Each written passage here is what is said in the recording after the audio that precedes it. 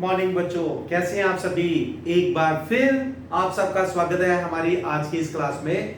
तो प्यारे बच्चों, आज आप लोगों की डिमांड पर मैं एक ऐसा टॉपिक डिस्कस करने जा रहा हूं जो मोस्ट ऑफ द स्टूडेंट्स को बहुत बोरिंग लगता है, टफ लगता है। तो आज आपकी उस बोरियत को, उस टफनेस को दूर करने के लिए मैं आपकी डिमांड पर ये टॉपिक लेके आ रहा हूं बच्चों। तो सबसे पहले हम डिस्कस करेंगे आज एनसीईआरटी का chapter number 1, that is relation and function. प्यारे बच्चों, जैसा कि कोई भी चैप्टर चाहे किसी भी सब्जेक्ट का हो, अगर उसको सही ढंग से पढ़ना हो तो उसका बेसिक क्लियर होना चाहिए। ये मेरा शुरू से ही ये रूल रहा है, ये फंडा रहा है। तो चलिए बच्चों, आज आप लोगों के लिए एक बार फिर हम स्टार्ट करेंगे रिलेशन एंड फंक्शन। तो इसको पढ़ने से पहले मैं आपको एक क्लास 11th का टॉपिक थोड़ा सा रिकैप्चुलेट करवाना चाहता हूं, that is a Cartesian product. फिर यहीं से हम डिस्कस करेंगे रिलेशन और उसकी वेरियस टाइप्स को बचाइए। कार्टेशियन प्रोडक्ट क्या होता है प्यारे बच्चों? रिलेशन हमें तभी समझ आएगा यदि कार्टेशियन प्रोडक्ट के बारे में हमें पूरी जानकारी होगी, पूरी नॉलेज होगी। तो प्यारे बच्चों, कार्टेशियन प्रोडक्ट क्या है? सिंपल भाषा में कहें तो कार्टेशियन प्रोडक्ट हम एक ऑर्डर्ड पेयर को कहते हैं बच्चों। Cartesian product it is an ordered pair, it is an ordered pair. ये एक ऑर्डर्ड पेयर है बच्चों, ठीक है। और इसको हम यूजुअली ए और ए क्रॉस बी से हम इसको डिनोट करते हैं। प्यारे बच्चों, एक चीज याद रखना, जब भी आपने कार्टेशियन प्रोडक्ट सॉल्व करना है तो ए और बी नॉन एम्प्टी सेट होने चाहिए। यदि ए या बी में से कोई भी एक सेट एम्प्टी होगा तो हम कार्टेशियन प्रोडक्ट नहीं बना पाएंगे, यानी कि हमारे पास कार्टेशियन प्रोडक्ट में जो आएगा आंसर वो भी एक एम्प्टी सेट होगा। तो कार्टेशियन प्रोडक्ट क्या है बच्चों? Cartesian product is an ordered pair, और जहां पे हम ऑर्डर्ड पेयर की फर्स्ट एंट्री को अब्सीसा और दूसरी को ऑर्डिनेट कहते हैं। तो फर्स्ट एंट्री यानी कि अब्सीसा हमेशा फर्स्ट सेट का एलिमेंट होना चाहिए, चाहे वो सेट कोई भी हो, ए हो या बी हो, वो मैटर नहीं करता बच्चों। तो ये आ गया हमारे पास, A is an element of first set यानी कि set A, and B is an element of set B यानी कि second set. Is it clear? So Cartesian product क्या है? एक ऑर्डर्ड पेयर है। दैट्स इट, बस इतना सा याद रखना। अब इसको बनाते कैसे हैं ये भी आपको याद होगा। मान लो मेरे पास एक सेट है 1 and 2, एक सेट है मेरे पास सपोज 3 and 4। तो मैं बनाने जा रहा हूं ए cross B, A cross B, ठीक है। अब आप सोचेंगे कि सर रिलेशन पढ़ना है तो कार्टेशियन प्रोडक्ट की क्या जरूरत पड़ेगी? बच्चों, यही तो खेल है। हमें रिलेशन बड़े मजे से समझ आ जाएगा यदि हमें कार्टेशियन प्रोडक्ट का वो सारा ज्ञान होगा। तो प्यारे बच्चों, सॉल्व कैसे करना है? जब आप ए क्रॉस बी कर रहे हैं तो पहले हमेशा सेट ए होना चाहिए, 1, 2, कार्टेशियन प्रोडक्ट 3, 4। तो ये बन गया हमारे पास। जब ऑर्डर्ड पेयर आएंगे तो पहले एलिमेंट के साथ कनेक्ट करते हैं 1, 3, फिर 1 को कनेक्ट करेंगे 4 से, फिर 2 को कनेक्ट करेंगे हम 3 से, फिर उसके बाद हम 2 को भी कनेक्ट करेंगे 4 के साथ। तो ये आ गया मेरे पास ए क्रॉस बी का answer. Now A cross B में कितने ऑर्डर्ड पेयर आएंगे डिपेंड करता है cardinal number of set A and cardinal number of set B. Cardinal number का मतलब क्या होता है? Total number of element present in a set. तो प्यारे बच्चों, सेट ए में कितने एलिमेंट हैं? 2। सेट बी में कितने एलिमेंट हैं? उसमें भी 2 हैं।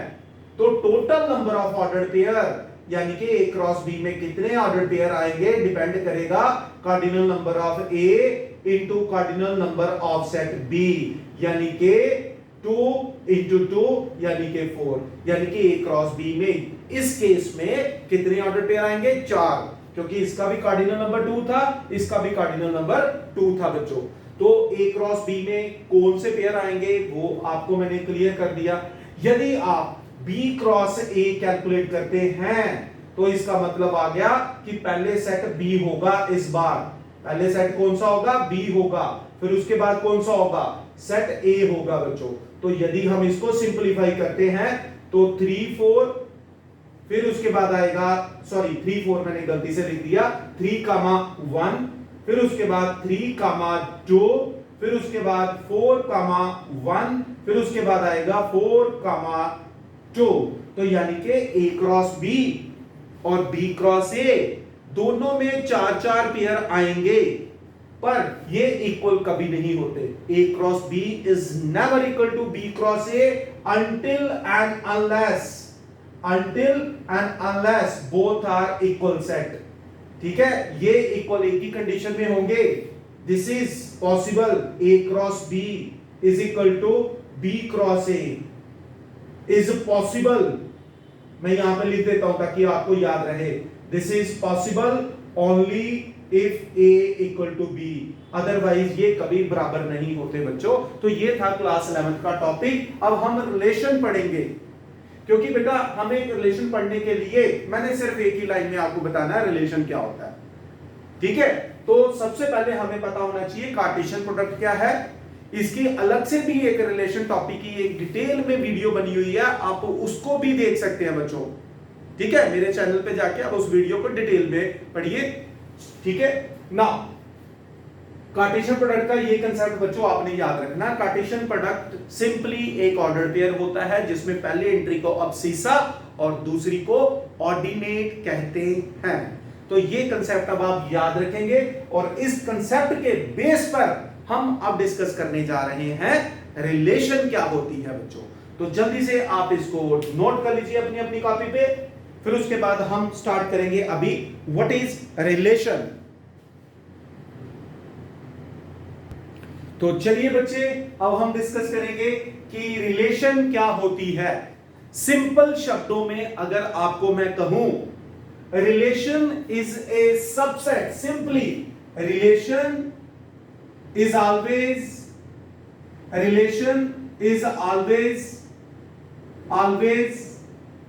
a subset of Cartesian product A cross B।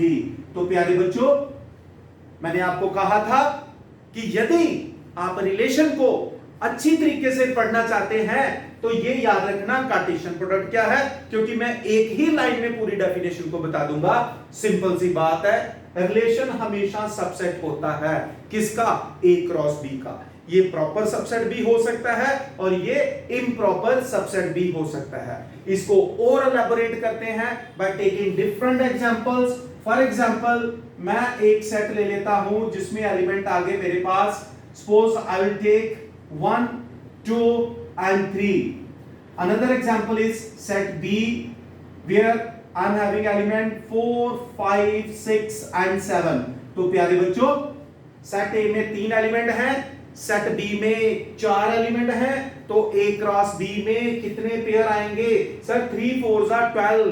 याद रखना, A क्रॉस B में कितने पेयर आएंगे सर, 3 क्रॉस 4 यानी कि 12। ओके, कौन कौन सी आएंगे वो भी आपको क्लियर है, अपने माइंड में याद रखिएगा बच्चों। तो मैं एक रिलेशन ले रहा हूं, my relation is from set A to set B, defined as मैं अपनी रिलेशन को इस तरह से डिफाइन करता हूं such that A and B are prime numbers, A and B are prime numbers. तो प्यारे बच्चों, आपने कहा कि सर A क्रॉस B में 12 ऑर्डर पेयर आएंगे। तो प्यारे बच्चों, मेरी इस बात को उन 12 ऑर्डर पेयर में से कौन सेटिस्फाई कर रहा है, यानी कि कितने ऐसे पेयर हैं जहां पर अब्सिस्सा और ऑर्डिनेट दोनों के दोनों प्राइम नंबर हो। तो प्यारे बच्चों, 1 प्राइम नहीं है, इसलिए हम स्टार्ट करते हैं 2 से। 2 प्राइम है लेकिन ये नॉन प्राइम है, 2 और 5। तो पहला पेयर आएगा 2, 5। फिर 2 6 प्राइम नहीं है, इसको नहीं ले सकता, 2 और 7। तो क्या आ गया, 2, 7। अब कौन सा आ गया, 3 प्राइम है तो 3 को 4 के साथ नहीं लिया जा सकता, लेकिन 3 को 5 के साथ लिया जा सकता है। उसी तरह 3 को 7 के साथ भी लिया जा सकता है। तो मेरी इस बात को कितने लोगों ने माना, यानी कि कितने पेयर्स ने माना? तो मेरी बात को, इस बात को इन 4 पेयर ने माना। तो अब मुझे प्यारे बच्चों ये बताओ, क्या ये जो 4 ऑर्डर्ड पेयर आए हैं ये A क्रॉस B में होंगे? डेफिनेटली होंगे। क्या होंगे? डेफिनेटली होंगे। सो relation is always a subset of A cross B। तो प्यारे बच्चों मैं इसको वेन डायग्राम से भी बताता हूं। I will make a Venn diagram. This is set A, this is set B। तो ये देखिए सेट A में एलिमेंट क्या लिए मैंने, 1 2 3। सेट B में क्या लिए, 4 5 6 एंड 7। तो मेरी रिलेशन 2 की किसके साथ बनी सर, 5 के साथ मैपिंग बन गई, 2 की 7 के साथ भी मैपिंग बन गई, 3 की 5 के साथ बन गई और 3 की 7 के साथ भी बन गई। सर यहां पर A की कोई रिलेशन नहीं बनी। प्यारे बच्चों बनी नहीं, 1 ने मेरी बात को माना नहीं इस कंडीशन को। तो जब 1 इस कंडीशन को नहीं मान रहा, इसका मतलब ये मेरी रिलेशन में आएगा ही नहीं। Is it clear? डोमेन, क्या? डोमेन। डोमेन यानी कि अपनी रिलेशन में डोमेन क्या होता है, ऑर्डर्ड पेयर की पहली एंट्री। ऑर्डर्ड पेयर की पहली एंट्री जो रिलेशन में होता है। सर डोमेन में इसका मतलब 2 और 3 ही आएंगे। यस प्यारे बच्चों, जो एलिमेंट कनेक्ट हो उससे कहते हैं डोमेन, जिससे हो उसको कहते हैं रेंज। तो रेंज क्या हो गया प्यारे बच्चों? रेंज हो गया सर 5 और 7। Very good. तो सर 4 और 6 रेंज में नहीं आएगा, नहीं आएगा। तो कहां जाएगा? तो प्यारे बच्चों अपनी रिलेशन कहां से कहां तक थी, सेट A से सेट B तक। इस पूरे सेट B को हम कहते हैं कोडोमेन। हम इस पूरे सेट B को कहते हैं कोडोमेन। तो कोडोमेन में कौन आ गया, 4 5 6 एंड 7। Is it clear? तो ये आ गया मेरे पास कोडोमेन। और एक सबसे इंपॉर्टेंट जरूरी चीज जो है वो ये है कि रेंज जो होती है वो हमेशा कोडोमेन का सबसेट होती है। कभी रेंज कोडोमेन से बड़ी नहीं हो सकती, हां उसके बराबर हो सकती है। यानी कि रेंज जो है, जो रेंज है वो कोडोमेन का प्रॉपर सबसेट भी हो सकता है, इम्प्रॉपर सबसेट भी हो सकता है प्यारे बच्चों। तो एक बार फिर बेटा, relation is nothing but a subset of A cross B। हमने एक सेट लिया, एक सेट B लिया और ये जाना चुटकियों में कि A क्रॉस B में कितने पेयर आएंगे और कौन कौन से आएंगे, माइंड में रखा वो याद। इसलिए मैंने आपको रिकैप्चुलेट करवाया था। तो प्यारे बच्चों मैंने एक रिलेशन ली सेट A से सेट B तक, विच इज डिफाइंड एज, ऐसे पेयर चाहिए जहां पर अब सीसा और ऑर्डिनेट दोनों प्राइम हो। तो बेटा मेरे पास ये 4 ही पेयर आए उन 12 में से जिन्होंने मेरी बात को माना। तो मैंने उसकी वेन डायग्राम बनाई। यहां पर हमने देखा कि सिर्फ 2 और 3 ही कनेक्ट हो पाए हैं सेट A की एलिमेंट। जो कनेक्ट हुए उसको कहते हैं डोमेन, जिससे हुए उसको कहते हैं रेंज। डोमेन हमेशा सेट A का सबसेट होता है और रेंज हमेशा सेट B की सबसेट होती है प्यारे बच्चों। एक और चीज कहना चाहूंगा बच्चों, रिलेशन अभी हमने फंक्शन भी पढ़ना है। आप देख रहे हो सेट A में एक एलिमेंट है जो कनेक्ट नहीं हो पाया किसी से, कोई बात नहीं। यदि वो कनेक्ट नहीं हो पाया, रिलेशन में ऐसा हो जाता है कि सेट A में कोई एलिमेंट होता है जो कनेक्ट ही नहीं होता, नहीं हुआ तो नहीं हुआ, कोई बात नहीं।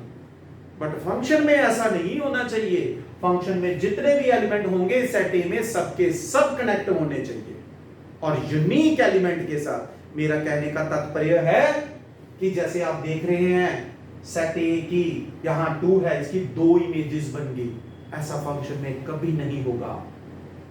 एक एलिमेंट की एक इमेज बननी चाहिए प्यारे बच्चों। ये हम फंक्शन में डिटेल में डिस्कस करेंगे। क्लियर है बेटा? ये तो ये चीज आप याद रखेंगे बेटा। ठीक है, तो ये था रिलेशन के बारे में। अब हम इसकी टाइप्स डिस्कस करेंगे। तो relation is nothing but a subset of A cross B. A cross B का सबसेट होता है बच्चों, बस खत्म, इतनी सी डेफिनेशन याद रखनी है। बुक्स में ये भी लिखा होता है A and B are two non empty set, then relation is a mapping which connects element of set A to element of set B. Mapping, ये जो मैं एरो से कनेक्ट कर रहा हूं इसको मैपिंग कहते हैं प्यारे बच्चों, ठीक है। तो ये चीज याद रखेंगे। एक और इंपॉर्टेंट चीज याद रखनी है बेटा, यहां पर ये आपके कॉम्पिटिटिव एग्जाम में आपको काम आ सकती है। टोटल कितनी रिलेशन बनती है? Total number of relations from set A to set B, from set A to set B is equal to 2 raised to power m into n. Number of element in set A is n and number of element in set B is n.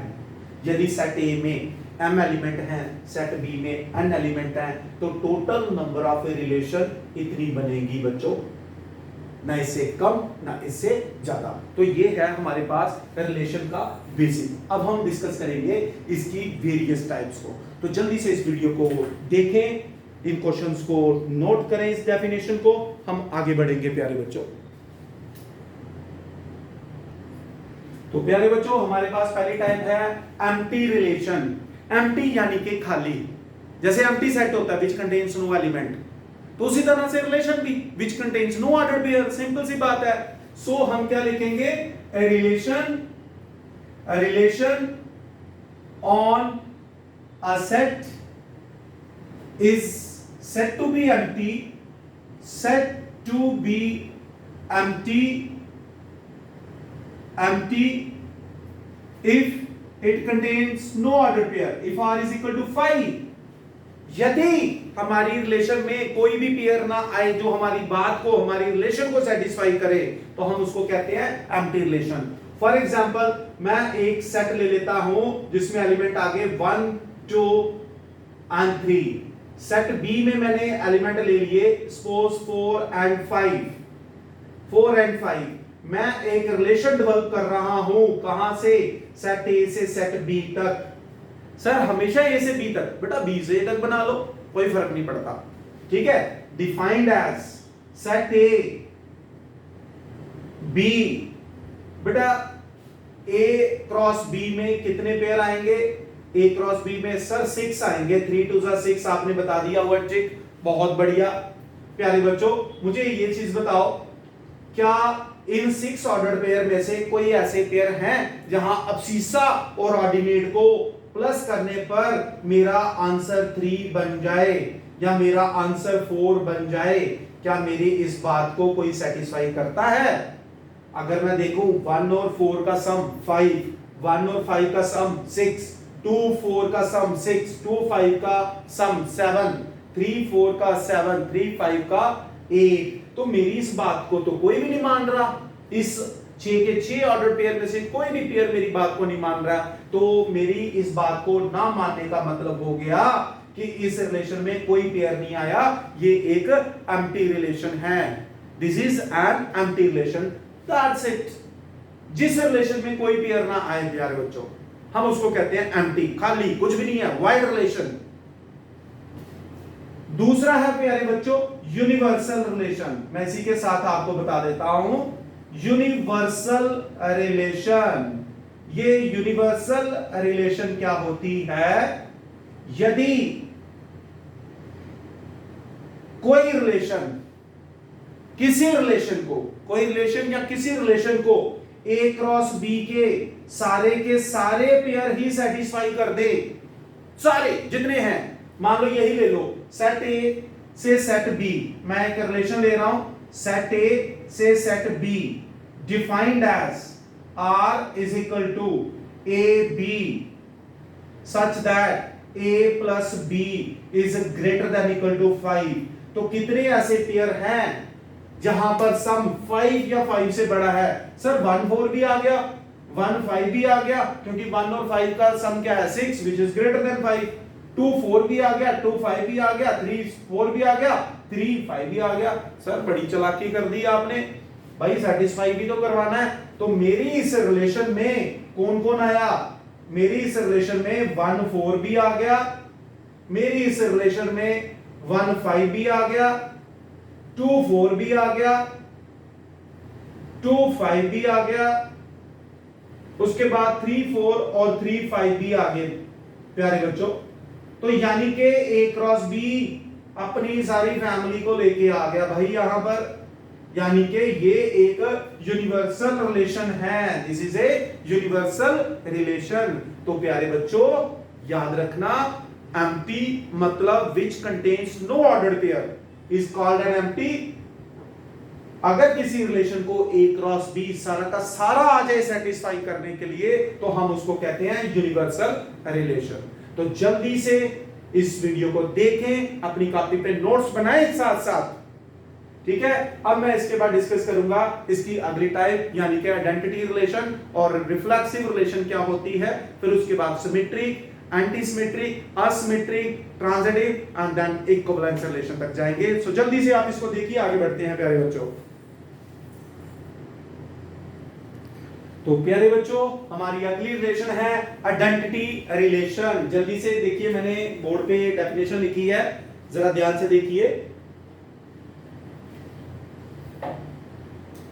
Identity relation, something related with I card, identity card. हम सुबह जब नहाते हैं प्यारे बच्चों, शीशे के सामने खड़े हो जाते हैं, तो जब शीशे के सामने खड़े होते हैं तो हम उसमें खुद दिखाई देते हैं। तो ये है आइडेंटिटी रिलेशन, दैट्स इट, यानी कि डोमेन और range same element. Best example. तो प्यारे बच्चों मैंने यहां पे क्या लिखा, a relation R on a set A. हम एक सेट ले लेते हैं, मान लो एक सेट ले लिया 1, 2, 3। हम ये रिलेशन बनाते हैं इसी सेट पर, सेट ए पर ही। My relation is from A to ए।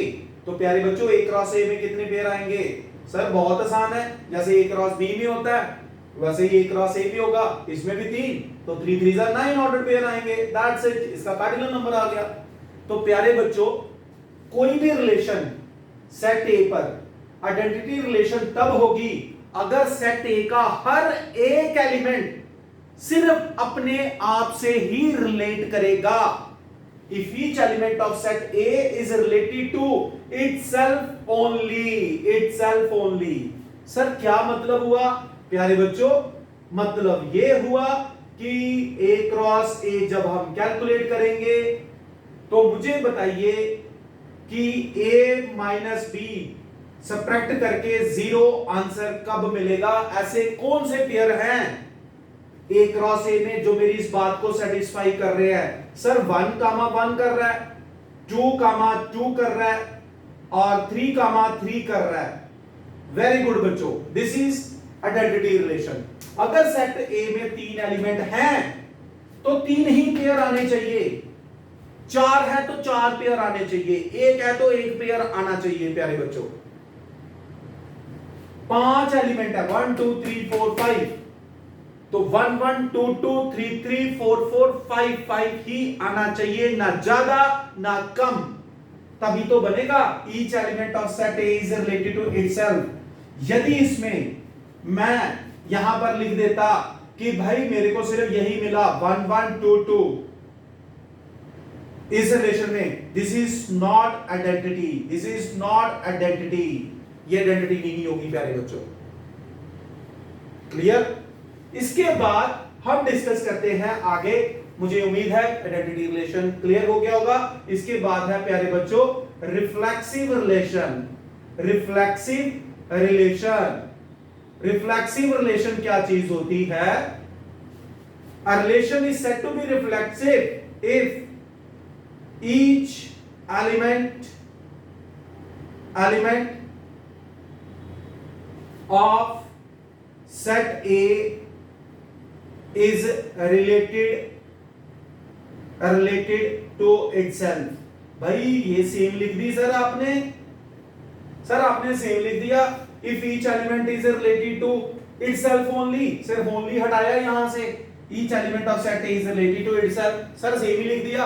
प्यारे बच्चों रिफ्लेक्सिव रिलेशन आइडेंटिटी प्लस हल्का सा एक्स्ट्रा, बस हल्का सा एक्स्ट्रा का मतलब ये है कि मैं एक रिलेशन ले लेता हूं फ्रॉम सेट ए से ए विच इज डिफाइंड एज, मुझे ऐसे पेयर बताइए जहां पर जो डिफरेंस है वो 0 और 1 आ रहा है। My relation is from A to A. Sir चालाकी कर गए आप। सर इसमें 1 1 भी आ गया, इसमें 2 2 भी आ गया, इसमें 3 3 भी आ गया, सर 2 1 भी आ गया क्योंकि 2 और 1 का डिफरेंस 1 है, सर 3 2 भी आ गया। बहुत बढ़िया। सर 1 2 लेंगे? नहीं बच्चों, 1 और 2 का डिफरेंस क्या है? -1 है। मैंने 1 कहा है। हाँ, अगर मैं यहां मॉड डाल देता फिर ले सकते थे। तो प्यारे बच्चों, रिफ्लेक्सिव आइडेंटिटी, रिफ्लेक्सिव आइडेंटिटी, यहां भी जितने एलिमेंट है सेट ए में अपने आप से रिलेटेड हैं, पर इसमें कुछ एक्स्ट्रा भी हो सकता है। Identity is always reflexive, but reflexive may not be identity, it may or may not be। Clear है? तो ये डिफरेंस है आइडेंटिटी और रिफ्लेक्सिव का जो मैंने आपके सामने पोर्ट्रे किया है with the help of an example. प्यारे बच्चों, आइडेंटिटी रिलेशन में हर एक एलिमेंट सिर्फ अपने आप से रिलेट होना चाहिए, लेकिन रिफ्लेक्सिव में हर एक एलिमेंट अपने आप के अलावा किसी और भाई बहन से भी रिलेट कर सकता है। भाइयों यहां देख लीजिए, 2 1 और 3 2 भी आया है। आइडेंटिटी हमेशा रिफ्लेक्सिव होगी, पर रिफ्लेक्सिव आइडेंटिटी होगी या नहीं होगी डिपेंड करेगा कि रिफ्लेक्सिव आपने कैसी बनाई है। Is it clear? सो जल्दी से इस वीडियो को देखें। अब हम आगे बढ़ेंगे सिमेट्रिक, ट्रांजिटिव, एंटी सिमेट्रिक और असिमेट्रिक रिलेशन पे। तो प्यारे बच्चों, अब हम बहुत ही इंटरेस्टिंग चीज पढ़ने जा रहे हैं। बड़े सारे बच्चों को इसमें कंफ्यूजन भी रहती है। 3 शब्द, symmetric, asymmetric and anti symmetric. ये क्या चीज है? पहले हम बात करते हैं सिमेट्रिक रिलेशन की। तीनों ऑलमोस्ट बड़ी क्लोज है, लेकिन हल्का हल्का सा डिफरेंस है। वो हल्का हल्का क्या डिफरेंस है ये जानते हैं प्यारे बच्चों।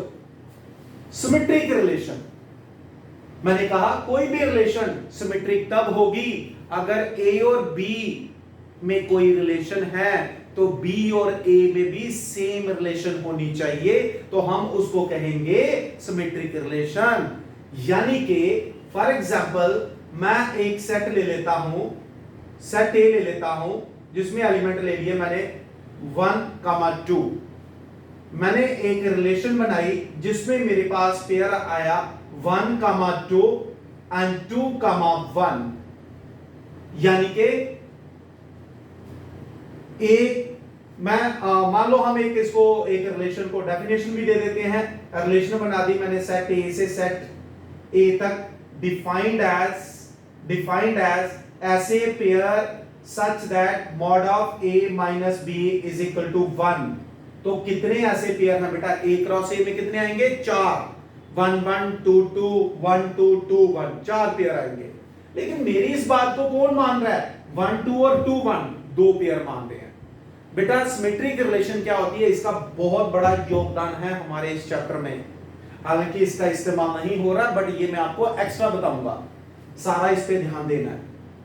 सिमेट्रिक रिलेशन वो होती है यदि ए और बी ऑर्डर पेयर हैं किसी रिलेशन में, तो बी ए होने ही चाहिए। यदि नहीं होंगे तो हम उसको कहेंगे कि सिमेट्रिक नहीं है, पर उसको एंटी सिमेट्रिक मत बोलना। सिमेट्रिक अगर कोई रिलेशन नहीं है उसका ये नहीं मतलब कि वो एंटी हो जाएगी, ऐसा कोई मैंने नहीं बोला। बच्चे कंफ्यूज होते हैं कि भाई चलो जो सिमेट्रिक नहीं है वो एंटी सिमेट्रिक होगी। नहीं, ये बिल्कुल गलत बोलते हैं हम लोग, ठीक है? याद रखना प्यारे बच्चों। So this is symmetric. मैं एक और एग्जांपल बताता हूं। एक फैमिली है, 2 बॉयज है उस फैमिली में। A is a brother of B, तो बी भी ब्रदर ऑफ ए हो गया। तो ए की बी के साथ रिलेशनशिप क्या थी? ब्रदरहुड की। तो बी की ए के साथ वो भी ब्रदरहुड की। तो प्यारे बच्चों मुझे लग रहा है कि आपको सिमेट्रिक रिलेशन का पूरा मीनिंग समझ आ गया। मैं एक और एग्जांपल दे देता हूं। 2 पैरेलल लाइन ले लीजिए, L1 ये पैरेलल लाइन ले ली मैंने, ये पैरेलल, ठीक है, ये L1 ये L2, L1 is parallel to L2, तो सर L2 भी पैरेलल होगी L1 के, बिल्कुल होगी बेटा। So this is A symmetric relation, इसको क्या कहते हैं, सिमेट्रिक रिलेशन। असिमेट्रिक रिलेशन, अगर कोई ऑर्डर पेयर है किसी रिलेशन में और BA नहीं पाया जा रहा तो उसको असिमेट्रिक कहेंगे। फॉर एग्जांपल मैं एक रिलेशन ले लेता हूं, कहां पर, रियल नंबर पर ले लेते हैं, real number to real number, defined as ऐसे pair such that A is less than B। मैंने ले लिया फॉर एग्जांपल 2,3 यानी कि 2 is less then 3 but 3 is not less than 2, but 3 भाई 2 से छोटा नहीं है, इसका मतलब सर 3 2 तो आया ही नहीं है, तो ये होती है बेटा असिमेट्रिक रिलेशन। इसको क्या कहते हैं, असिमेट्रिक रिलेशन। क्लियर, सिमेट्रिक और असिमेट्रिक रिलेशन। एंटी तो होता है वैसे उल्टा, सोशल एंटी सोशल, जो समाज के उल्टा चलते हैं, असामाजिक तत्व जिसको कहते हैं। एंटी रिलेशन को हम थोड़ा सा और एलैबोरेट करते हैं। भाई ये क्या कहता है, मान लो मेरे पास एक सेट है 1, 2, 3, 4, मैं एक रिलेशन ले रहा हूं, कहां से, सेट A से A तक ले लेता हूं, A से A तक ले लेता हूं, डिफाइंड एज ऐसे पेयर बताइए सच दैट, ऐसे लिख लेते हैं A minus B is equal to 0, A minus B is equal to 0। तो मेरी इस बात को कौन सेटिस्फाई कर रहा है, सर 1 1 भी कर रहा है, ओके, 2 2 भी कर रहा है, ओके, 3 3 भी कर रहा है, 4 4 भी कर रहा है। तो प्यारे बच्चों पहली कंडीशन इसकी क्या है कि यदि AB है तो BA भी होना चाहिए। तो देखिए 1 1 का उल्टा क्या होगा, 1 1, पर 2 बार नहीं ना लिखेंगे 1 1 1 1, because set is a collection of distinct element. हो गया, इसका ऑपोजिट भी प्रेजेंट है और दोनों A इक्वल टू B भी है, इसका ऑपोजिट भी है, A इक्वल टू B भी है, इसका ऑपोजिट भी है और A इक्वल टू B भी है, इसका ऑपोजिट भी है और A इक्वल टू B भी है। तो ये है फर्क बच्चों symmetric, asymmetric and anti symmetric relation का। अब रेडी हमारे पास दो, यानी कि एक है ट्रांजिटिव और एक है इक्विवेलेंस रिलेशन। तो प्यारे बच्चों अब हम डिस्कस करेंगे, मैं इसको मिटा रहा हूं, पहले आप इसको देख लीजिए, नोट कर लीजिए, स्क्रीनशॉट ले लीजिए, जो भी करना चाहते हैं आप कर सकते हैं। मैं यहां पे ओके बच्चों, अब हम पढ़ेंगे ट्रांजिटिव रिलेशन। तो आ जाइए बच्चों, अगली टाइप पे है, वो टाइप है ट्रांजिटिव रिलेशन। कौन सी, ट्रांजिटिव रिलेशन। भाई मजा आ गया। ट्रांजिटिव रिलेशन सिंपल शब्दों में, अगर किसी रिलेशन में AB नाम का ऑर्डर्ड पेयर पाया जाता है, BC नाम का ऑर्डर्ड पेयर पाया जाता है, तो AC नाम का ऑर्डर्ड पेयर भी पाया जाना चाहिए। For example my relation is from real number to real number defined as AB such that A less than B, where AB belongs to real numbers, AB belongs to real numbers। प्यारे बच्चों देखिए, मैं एक ordered pair ले लेता हूं 2, 3 belongs to R, यानी कि 2 less than 3, 3, 4 belongs to R, यानी कि 3 less than 4। भाई फ्रॉम फर्स्ट एंड सेकेंड, 2 3 से छोटा है, 3 4 से छोटा है, इसका मतलब हो गया कि 2 और 4 भी इस रिलेशन को बिलोंग कर रहा है। जो 2 3 की रिलेशन है, 3 4 की रिलेशन है, वही 2 4 की भी रिलेशन है प्यारे बच्चों। तो इसको कहते हैं ट्रांजिटिव रिलेशन। पैरेलल लाइन की रिलेशन, सिमिलर ट्रायंगल की रिलेशन, कॉन्करेंट ट्रायंगल की रिलेशन हमेशा हमेशा ट्रांजिटिव रिलेशन होगी। क्लियर है बच्चों? तो ये है हमारे पास फिर, ठीक है। अब चलते हैं हम इक्विवेलेंस और इस टाइप्स को बाइंड अप करेंगे। इक्विवेलेंस रिलेशन क्या होती है? इक्विवेलेंस रिलेशन क्या होती है प्यारे बच्चों? A relation is said to be equivalence if it is reflexive, symmetric and transitive. यदि प्यारे बच्चों कोई भी रिलेशन रिफ्लेक्सिव भी हो, सिमेट्रिक भी हो, ट्रांजिटिव भी हो, हम उसको कहते हैं इक्विवेलेंस रिलेशन। अब हम डिफरेंट क्वेश्चन डिस्कस करेंगे। आपकी 1.1 एक्सरसाइज को सारी डिस्कस करेंगे। ये खत्म होने के बाद मेरा आपसे वादा है कि बोर्ड के क्वेश्चन पेपर भी मैं आप लोगों के साथ शेयर करूंगा बेटा, इसकी वीडियो शेयर करूंगा प्यारे बच्चों। तो जल्दी से देखिए यहां पे ट्रांजिटिव और इक्विवेलेंस रिलेशन को। अब हम बहुत सारे क्वेश्चन यहां पे डिस्कस करने वाले हैं। क्लियर है बच्चों? तो चलिए, ये था हमारा topic introduction of a relation and its various types. तो क्या पढ़ा? रिलेशन क्या होती है, कार्टेशियन प्रोडक्ट क्या होता है, रिलेशन की टाइप्स, एम्प्टी, यूनिवर्सल, आइडेंटिटी, फिर reflexive, symmetric, asymmetric, antisymmetric, transitive and equivalence relation. तो ये था प्यारे बच्चों आपका introduction to the relation. Now in the next video we will discuss exercise 1.1 from NCERT, और फिर उसके बाद हम एक अलग से वीडियो में प्रीवियस ईयर के बोर्ड पेपर डिस्कस करेंगे रिलेशन एंड फंक्शन के। Thank you very much. जय हिंद बच्चों।